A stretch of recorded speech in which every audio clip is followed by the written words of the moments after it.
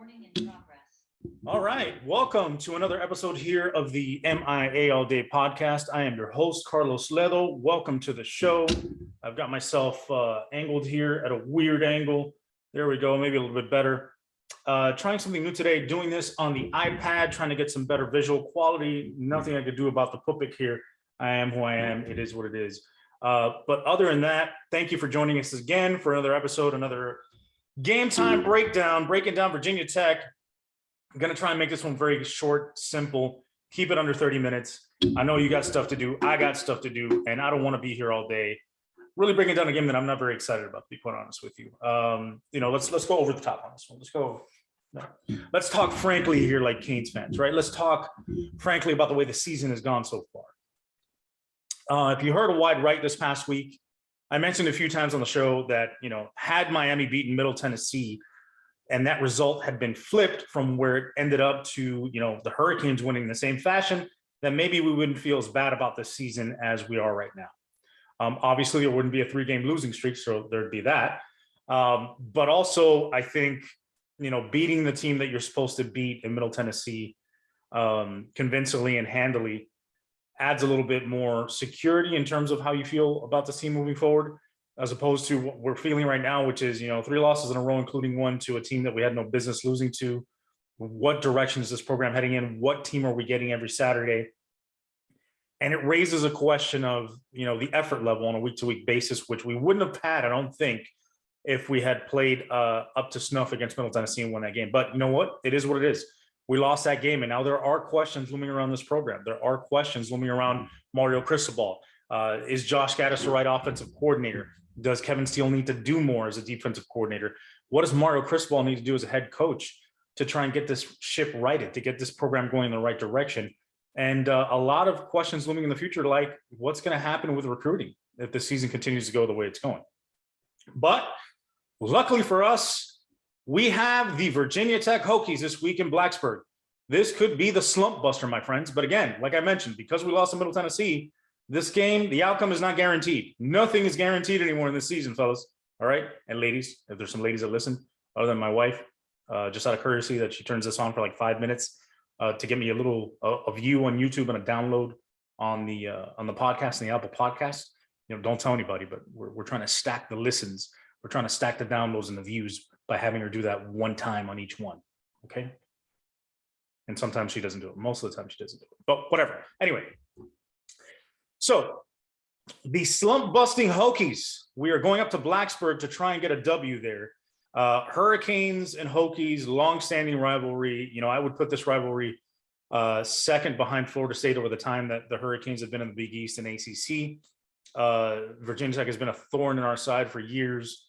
I remember losing to Jim Drunkenmiller in the Orange Bowl during those tough sanction years. I remember Michael Vick running up and down the field on us and also beating Michael Vick. I think Marcus Vick had more success against the Hurricanes than Michael did. But overall, it's a rivalry that's going away because we're going to that 3-5-3 format in the ACC. Divisions are going away. So now Virginia Tech is not going to be a team they're going to see every year, which sucks because that's a big rivalry. And although I've never been to Blacksburg, seeing it on TV, seeing that environment, seeing what that's like there, it's fun to see your team playing that hostile environment and come out with a victory. Although that hasn't happened too often in recent years up in Blacksburg, and it's always a dogfight, and that's what I've enjoyed about the rivalry. It's been competitive, it's been fun, it's been exciting, and neither team like each other. They don't like each other. It's not like there's even a mutual respect between Virginia Tech and Miami. I don't think there is. I think they really just dislike each other. So without further ado, I am not giving you a PowerPoint this week because I don't know if you guys liked it or not. If you want me to give you the PowerPoints moving forward, like I did last week for North Carolina, leave a comment below. If not, I'm just going to give you the straight numbers. You're going to look at my face, and then we're going to get into some audience member questions, some Twitter questions, which I will project onto the Zoom here. But for now, let's get into the numbers. So Virginia Tech right now, over their last 3 games, their average score, they have also lost 3 games in a row, if you are unaware. Their average score has been 39.6 to 16.3 losses, okay? They have been getting their ass straight hammered over the last 3 weeks. And, hopefully the Hurricanes can take advantage of that. But again, it's going to be up in Blacksburg. This is homecoming for Virginia Tech. always a tough game, no matter what Virginia Tech's like. Remember last year, a lot of people expected the Hurricanes to roll the Hokies at Hard Rock, but no, they wouldn't go away. And we had to play a sloppy game in the mud to get that victory, and all the way down to the wire. Interesting thing about the last 3 games, Virginia Tech coming into the season, because Brent Pry, first of all, their new head coach, their first-year head coach, is a former defensive coordinator for Penn State, really well-respected defensive mind. The defense came in with a lot of expectation this year because that was probably the best part of their team returning. And they showed early on that although they were struggling, their defense was probably the strength of their team. However, over the last 3 games, that set defense has given up 235 yards rushing per game on average. This defense has been blasted with the run game, has given up a ton of points, and right now it's not looking like that confident Virginia Tech defense that we were expecting coming into the season. Although I will say this, the tackle grade for the defense as a whole is a 79.1, which is very good. So these guys will not miss tackles for the most part. They are solid and fundamental tacklers. And the other thing about them is they have a strong pass rush. Their pass rush grade is an 82.2 as a team. Their top 3 pass rushers, or 3 edge guys, are number 17, Cole Nelson, number 56, CJ McCray, number 45, Taiwan Garbett. I don't know where Taiwan is from. That's a cool last name. And combined, these guys have combined for 6 sacks and 40 pressures over the 5 games they've played. They are good pass rushers as far as defending the run, not so great. Their leading tacklers are their linebacker, number 4, Dax Holyfield. He's got 33 tackles. And then interestingly enough, the next 3 highest tacklers are all safeties. And that's number 1, Chamari Connor, number 25, Nasir Peoples, number 7, Keontae Jenkins. So what does that tell me? That tells me that if the running play goes past that first level, it's usually getting into the secondary, and safeties are having to come up hard and run support. So I know I've said it the last couple of weeks, and I've said it several times throughout this year. And, there was a big discussion this week about Josh Gaddis saying that they needed to run the football more. I thought it would be last week with North Carolina, because North Carolina's run defense was terrible. This is the week the Hurricanes should establish the run and be dominant. However, there are injuries along the offensive line. So Ja'Kai Clark, I do not believe it might play this week. He's injured. I'm not sure if he's going to start or not. If he doesn't, Jonathan Dennis will step in. And the one that's probably out for sure is Justice Olusoun. And we'll have a replacement for him there. Forget this guy's name from Oregon. Logan Sacapolo. There you go. See, you give me enough time, I'm going to figure it out at some point, right? Anyway, so, Zion Nelson, I'm not sure if he's coming back at this game. If he does, it'll be a big boost to the offensive line, obviously, now with the injuries. And that should help the run game as well, though Zion is known more as a pass blocker than a run blocker. But again, man, these guys are giving up a shit ton of yards on the ground. I mean, what do we have to do to run the ball here? Okay. I think initially the Hurricanes need to start off, and rather than trying to pound it early on and establish it, I think you've got to go through the air a little bit, and not necessarily go down the field, but start establishing quick screens, bubble screens, throwing things to the sidelines to get the defense to widen, and then start hammering them with the run game and making them respect it. And then off that, go play action. I think you'll go some straight drop back also with TVD, work the middle of the field a little bit. You want to attack their safeties also in coverage, specifically number 7, Keontae Jenkins. This guy's given up 84.6% in terms of passes thrown his way. 84.6% have been completed. That's a lot, okay? That's not a good percentage. You also want to attack their corners. They're okay. Dorian Strong is probably their best corner. He's got a 71.1 cover grade, but he's given up 8 catches for 135 yards. Dorian Strong's going to be number 44. Number 8, Breon Murray is their worst corner.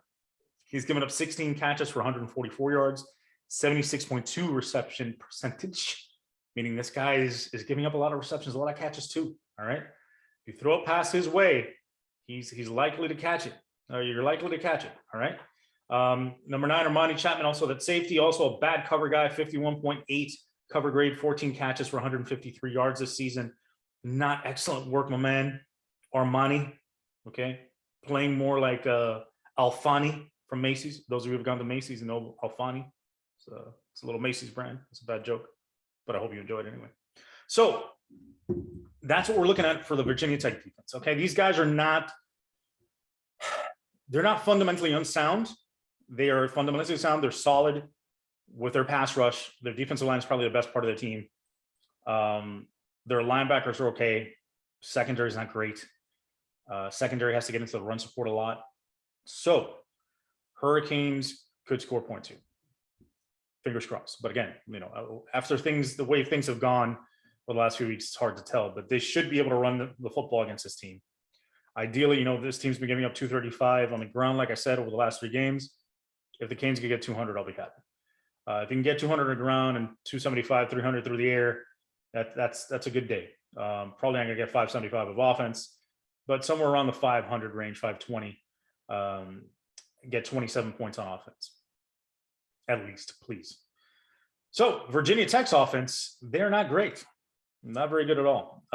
Their overall run blocking grade as a team, as an offense, is 46.4. So these guys do not run the ball well. So if you see Virginia Tech running the ball well early on against the Hurricanes, that's one of those omens, one of those signs that, hey, this is going to be a long fucking day, right? Just like that opening interception against Middle Tennessee, then the pick 6, you're like, oh shit, here we go. This is going to be one of those games, right? You know what I'm talking about as a Hurricanes fan, right?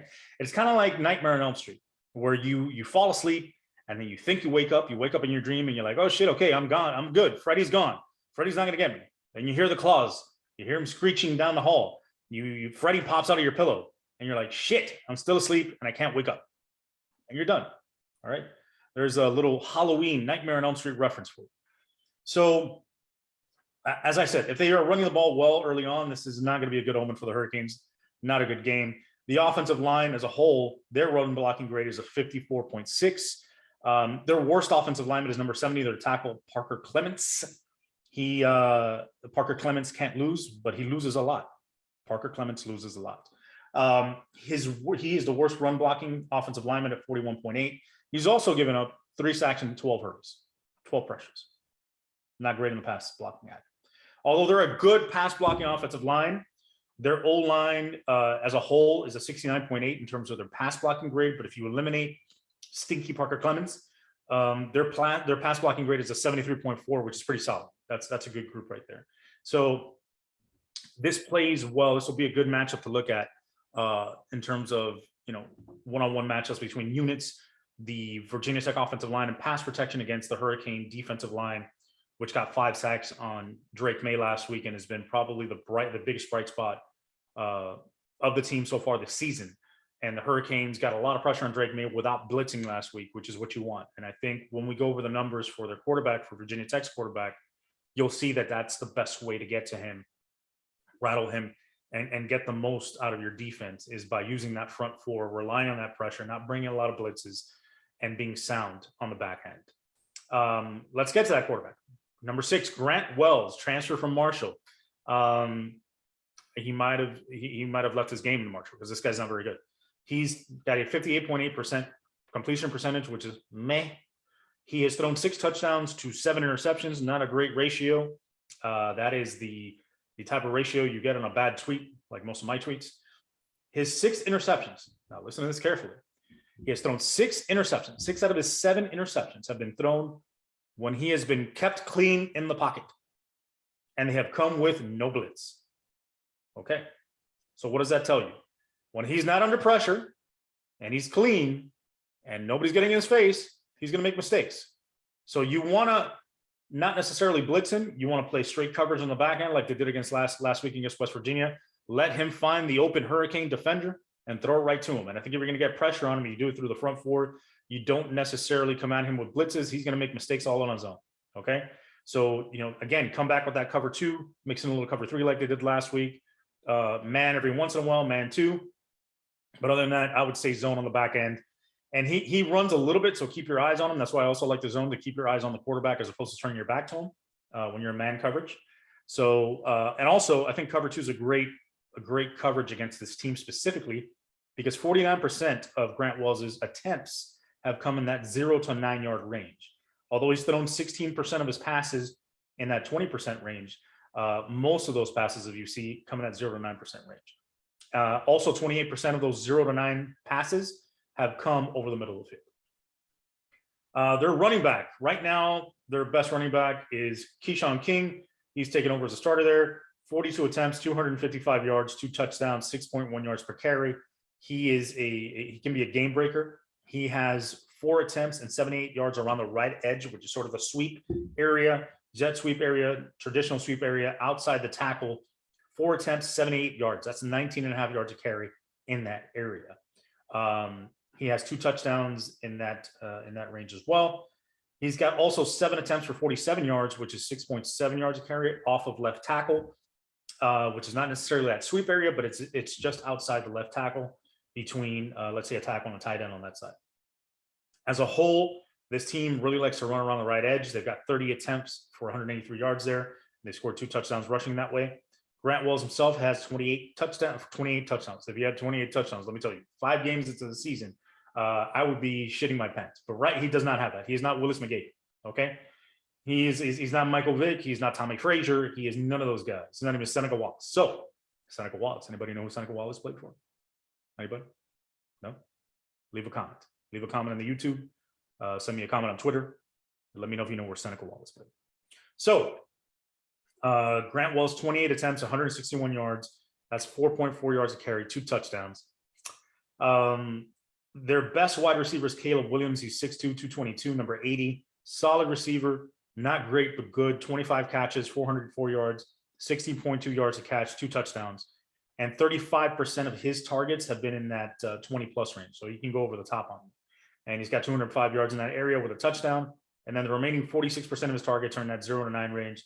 So that hitch, slant, curl, quick screen area. Nick Gallo, their tight end, is their second leading receiver, 19 catches, 138 yards, 7.3 yards per carry. Not a big threat, this guy, but they target him a lot. So what are you going to do? Defensively, I believe the Hurricanes, like I said, they can play zone. A lot of cover 2 of this game because they like to go underneath a lot. If the safeties stay back, Cam Kitchens, and stay over the top on those deep routes, I think they'll be successful. I think Grant Wells will put the ball in play for the Hurricanes to be able to intercept it and turn the ball over and shift the game a bit. If the Hurricanes can get enough momentum through turnovers and get enough short fields where they're popping that into the end zone or getting points off turnovers, which is another thing they have not done that well this year, is get points off turnovers, then this game could really spin out of control for Virginia Tech, and the Hurricanes can take control pretty quickly. This is the type of game that either continues the slog through the season with a close win, God forbid a loss. I'm not even going to say that. I just said it, but I'm not going to say it again. We're not losing. We're not losing Virginia Tech. I refuse to lose to these turkeys. Okay. We're having Thanksgiving dinner when we go up there. We are going to put the women and children to bed and go hunting for turkey dinner. Do you understand what I'm saying? You know what movie that's from? Also, leave me a comment on YouTube if you know what movie that's from, or hit me up on Twitter, or leave a comment on the podcast page. So this is going to be either a slog fest, close win, barely eke it out, or this is the kind of victory kind of game where this team locks in, gets focused, builds off of last week against North Carolina, and pushes through and starts gaining momentum. The next 3 games are critical for the Hurricanes. If they can win these next 3 games, it gets to 5-3, and you're heading into Florida State at home, you've got yourself back into that divisional race. You've got yourself an opportunity to make the conference championship, and then you've got Clemson ahead of you. And if you can knock them off, then you've got a real good shot at making that conference title game. And of course, it gives you a heck of a lot of confidence going into it because you might face them again. But I don't think they're going to beat Clemson. Either way, I think getting 3 in a row after losing 3 in a row is critical to change the mindset of this team. At this point, you just want to win. Just get off the slide, get back on the win column, get some momentum going, get some confidence, and get it done. I think if things go the way they should go, okay, this is, again, hypothetical here. I'm just theorizing. I know nothing, as you've seen by my previous videos. I do hit on things. I tell you, I hit on things. But the outcomes this year and certain things that I predicted, slapping me in the face like Will Smith did Chris Rock, okay? And it's not going well. But I do believe they can run the football in this team. They should get over 200 in this game. Let's say they get 160. I'll take 160. 160 and a couple touchdowns. I'll take TVD with 300 and a couple touchdowns. All right. 460, 475, 480 total offense. Hurricanes get 27 points. They win 27-13. I'll take that. I will take a conservative 27-13 win. Looking good, building momentum. but it's Friday, and that means I'm already converting into the Dr. Jekyll, Mr. Hyde persona. So I'm going into Mr. Hyde already, which is the Hurricane Hype Man. And I'm already believing this team can win 45-10. But I'm not going to say that as my official prediction. I'm going to go 27-13 Hurricanes. Better yet, let's make it one better. 30-13 Hurricanes. All right? That's it. I'm giving in. Starting to give in too much. But 30-13 Hurricanes. They should handle business. Again, we can throw in the secondary. If you pass protect and keep TVD clean, which is going to be a question with those injuries along the offensive line, then you've got a shot. I think you can also see an expanded role for Colby Young on offense in the red zone, which would be fantastic, which would help score some points. I had a fan of the show, a Twitter fan of the show, reach out to me via direct message, and I'm going to read the direct message to you as soon as I pull it up, as soon as I pull up the right account. And I know this is riveting for you guys as I do this. Noir West on Twitter asked me about what I thought about adding Ja'Cory Brown on the goal line, or adding Ja'Cory Brown packages for Ja'Cory Brown to help the run game. And I said this earlier in the year, going into the season, really, with Manning on wide right after the injuries to the running backs, to Trevante Citizen and to Don Chaney Jr., that I thought they should use some packages in the red zone and goal line with Ja'Cory Brown to help alleviate some of that pressure on the running backs. And I also said it after Texas A&M when they were just terrible in the red zone, that maybe they should add a red zone package for Ja'Cory Brown to add a +1 in it. So you have 11 on 11. So the defense has to defend all 11 guys. And it adds more pressure on the defense in the red zone and gives you more options. And within that, you can not only have, obviously zone reads, quarterback power packages and stuff for Ja'Cory Brown to run the football, but you also have those, let's say, goal line jump passes, goal line pop pass, and fades, which can go to my man, Colby Young. I also have been clamoring for a long time that if Miami's going to go heavy on the goal line, they need to go with Will Mallory, Jaleel Skinner, and Elijah Arroyo, because they're all receiving threats, and use those tight ends in a way that uses your athleticism. Obviously, Elijah Arroyo is out for the year, so that's not going to happen. But I think you can bring Khalil Brantley in a situation like this because he's a good receiver, and split them out, and maybe use Colby Young in that situation as well with a one-back set, and have a run-pass threat on the goal line where you could take advantage of the heavy set in the run game, but also use the athleticism of those tight ends in the pass game. It's time to get creative, guys. It's time to start scoring points in the red zone because, I get Josh Gaddis. He's learning his system, learning what's best for TBD, learning his guys, players, their skill sets, and he's done a great job, at least last week and a couple times, and even against Texas A&M between the 20s, racking up yardage. But you got to start punching it in the red zone, man. This is enough. This is the game. This is the game you show us you earn that broil. Why you earned the Broyles Award last year. Show us you can be creative in the red zone. Show us you can score points within the 5, from the 5 in, and get us touchdowns, not just points, touchdowns in the goal line, because it's time. It's time to get off this slide. If this team is going to be successful the rest of the season, that's critical. That's necessary. All right. So there you have it. That is a game breakdown. Let me pull up some stuff for you, if I will, regarding the audience questions that I received when I asked for them on Twitter, which, again, thank you guys for all the questions. I really appreciate it. You guys have been very gracious with your time, very gracious with everything you've done in terms of contributing to the show with regards to questions, comments, views, downloads, all that kind of stuff. So here we have a question from, if I could pull it up. All right, I guess I'm not. What is going on here? So again, I'm doing the show from the iPad. This is not very exciting for you guys. This is behind the scenes stuff that really doesn't make a difference to either one of you. The two of you that are watching right now. But I am trying to pull up the actual tweets, and this is not letting me, which is fine. Zoom on iPad is a little different, and it's annoying, and we're gonna have to deal with it because that's the way things go. And I don't want to bore you all with what's going on. And let's see, screen broadcast. What do we got going on here? Stop broadcast. Okay. So again, this is very interesting for all of you as it's going on. I'm going to pull up these pictures right here. and see if this way helps. Okay, now let's see if I could share the damn screen. Share content. Screen broadcast. Start the broadcast. And what do we got here? Do we got it? Yeah, I'm sharing my screen, but I'm not doing anything with it. Okay. All right, there we go. There we go. Now we're looking.